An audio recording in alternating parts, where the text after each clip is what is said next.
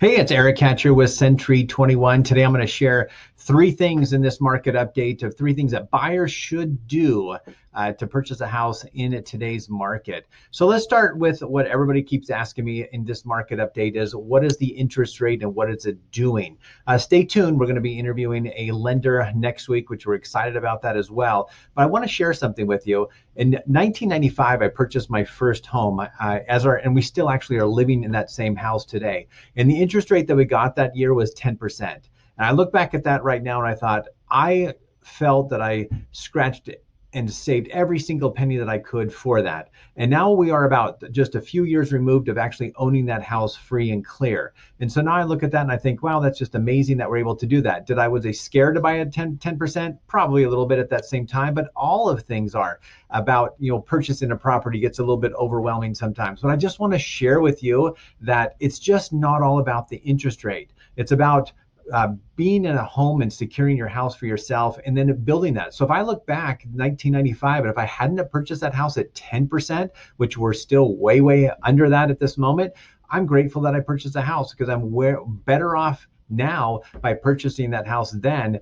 and where I would have been if I just said interest rates are a little bit too high at 10%. Maybe I'm just going to pass and wait for them to go down a little bit. So let's talk a little bit about projections and where interest rates are going to be headed and things. So I want to share, guys, right now. This has jumped up. The last market update we did is that we were, kind of climbing right here in the mid five. So we're at 6%, maybe a little bit higher depending on your credit. So this is some, higher than what we've had, almost, quite there. But you can see that, the 3.2 just isn't there anymore. But I would recommend that eventually, hopefully what we'll see is the interest rates will go back down. And for those who would like to purchase a property, we're going to discuss that a little bit more detail about what other options and what things you can do to be able to secure a lower interest rate as well. And, looking at the payment, the overall picture of home ownership. So that's where we're at with the rates. As you can see, though, that you've got the rates here are looking for the quarters and kind of moving into next year. They're looking at projections that they are going to kind of begin to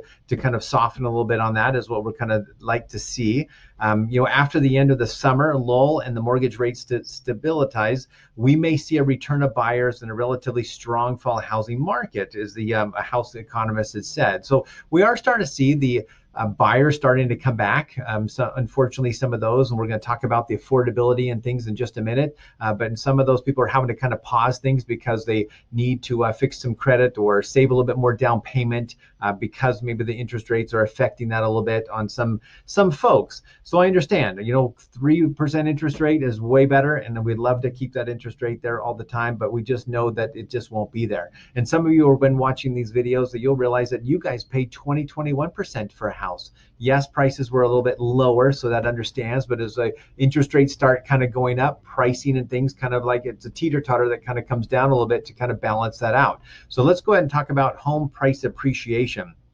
And this is Mark Zandi from the Chief Economist from Moody's Analysis said, I don't think national housing prices will decline in a meaningful way, but there will be some price declines across the country. And I'm going to share that with you right here about the living on the West Coast versus the Mideast or in the East Coast of where things are in just a moment on that. But he feels that we're just not going to. Yes, we're going to see some pocket areas and some local areas where maybe the appreciation kind of went a little bit high. And let's go into these words here that we're going to talk about, the appreciation slowing, but not depreciation of what's happening. So we need to understand there's another D word that we need to discuss here is deceleration.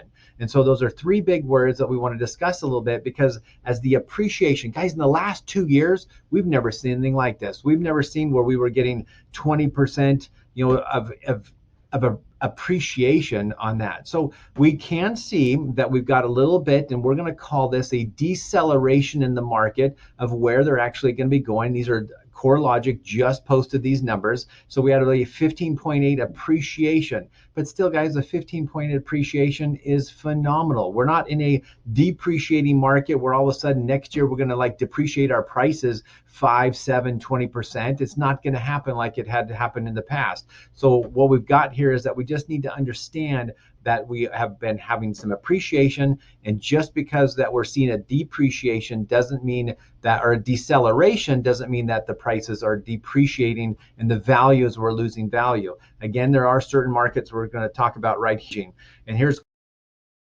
CoreLogic said an annual home price growth slowed for the third consecutive month in July, but remained elevated at 15.8 percent as a 30-year fixed rate mortgage neared 6% this summer. Some prospective buyers pulled back, helping ease overheated and unstable price growth. Looking ahead, CoreLogic expects to see a more balanced housing market with year-over-year appreciation slowing to about 3.8% by July 2023. Now you got to realize that wow, that's all it's going to appreciate, but this is going back to pre-pandemic numbers that we were only having that general appreciation in that number. It's more of a healthy market to keep things more stable. So let's talk about what we got of the experts think that's going to be happening. So at the beginning of the year, these people that we actually follow here actually gave kind of what their appreciation, where they thought that the 2022 appreciation would end up being. And you can see here in the latest numbers that just released, Fannie Mae and everyone has actually raised their values. They raised their forecast already in the middle of the year here, thinking that, actually we're going to probably have more of that 16 or 12, which then averages about that 15.8. So they're already feeling that we're going to see more appreciation in 2020, and hearing the negative news, thinking, oh wow, all the prices are falling, it's decreasing. Guys, we're still appreciating at a really nice, even high above normalcy pre-pandemic numbers here in 2022. So here's kind of the forecast. See what that means, that the average of all these people of where they thinking that they're going to be appreciation, we're about 11% for 2022. And we only have a couple years left. And so this is the forecast of where we're going to with being on the appreciation for 2022. And so do you think that it's going to crash in 2023? Do you think that we're going to start losing and depreciating? Yes, there's a deceleration, but not a depreciating market. So, and this is what's kind of helping this a little bit with the slowdown and showing kind of what's happening, is that inventory is picking up. Now, when you look at this number here and you go, wow, the same week in 2021, we have 26% in 2020. Which is such a welcome sight, because we needed some inventory to sell. Guys, when you had in certain communities to choose from and you had 15 to 20 buyers that wanted to go purchase that house in that community, can you just see kind of why we got 22% appreciation and kind of what happened there? It's supply and demand. And so this is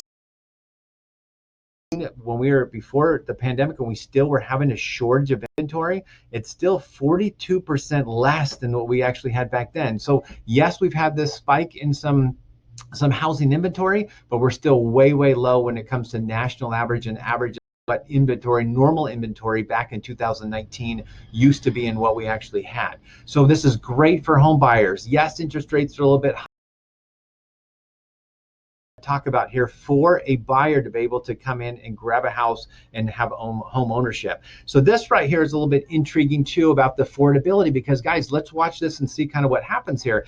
Can you see that in today, with this just got released by National Association of Realtors, that we actually have, and let's take a base of about 100% of the medium kind of house affordable index from 1990 time to today, that about 98.5% of the people in household homes can actually afford this affordable index of like the affordability of payments in today's market, which we're here in 11 and 13 to 15, is that we had a lot more people could actually afford things. So yes, this is our from what NAR is discussing, is about that 100 point kind of percentage kind of rate is kind of more of that healthy kind of market, is where they kind of judge that at. So there will be less crazy where all of a sudden now it gets down to people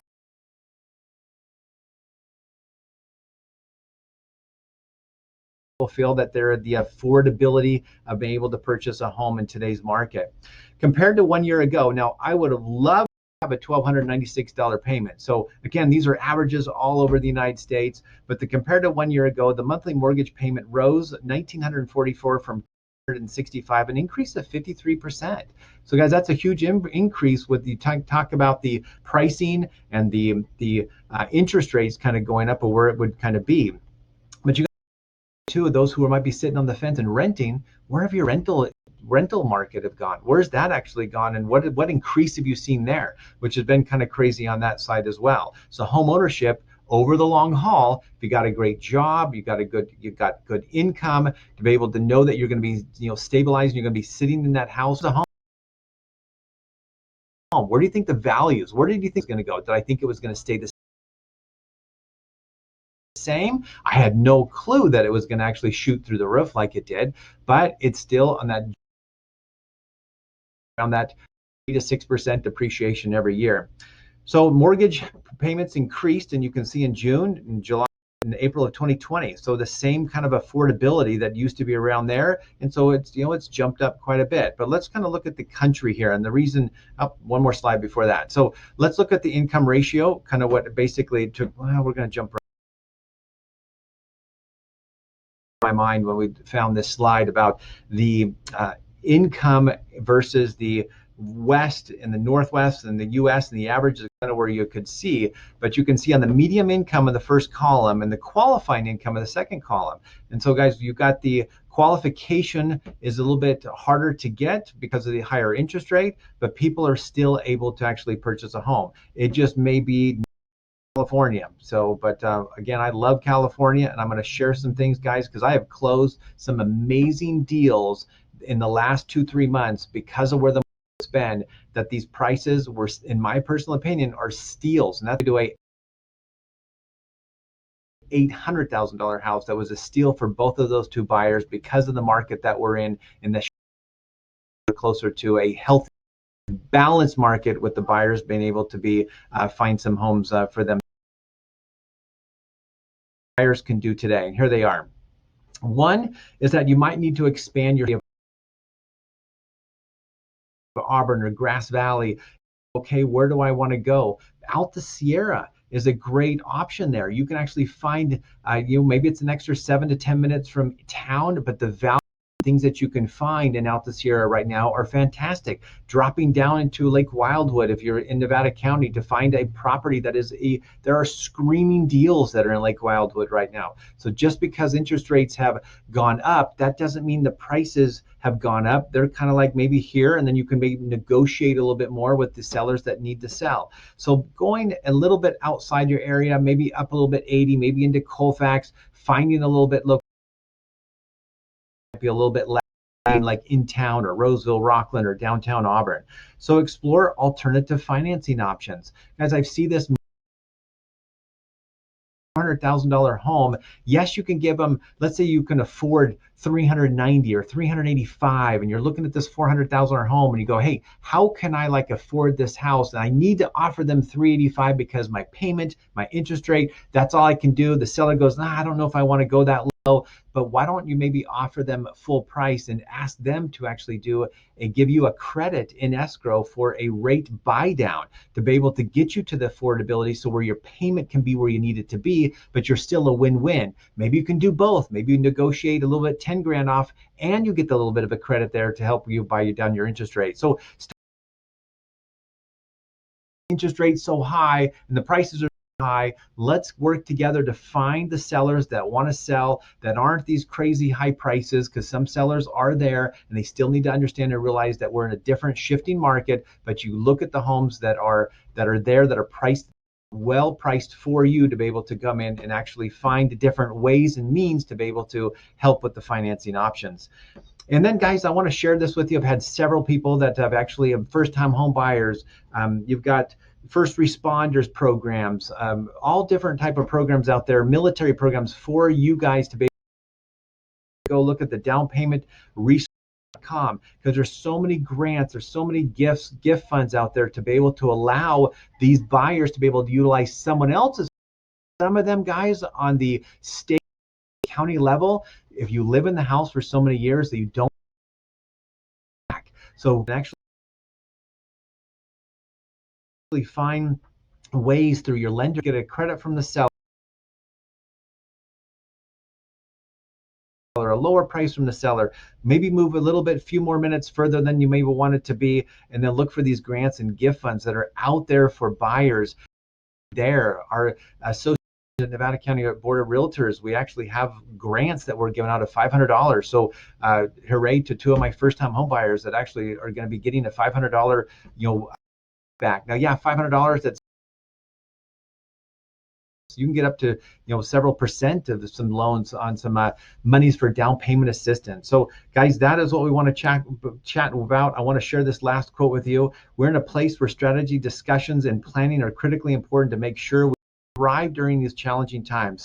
Nimble, stay informed, and remember, just as slow as the economy shifts, but it also is one of the first. So guys, I just click likes, and I'd be happy to help and assist. Reach out to me, and we'll talk to you soon.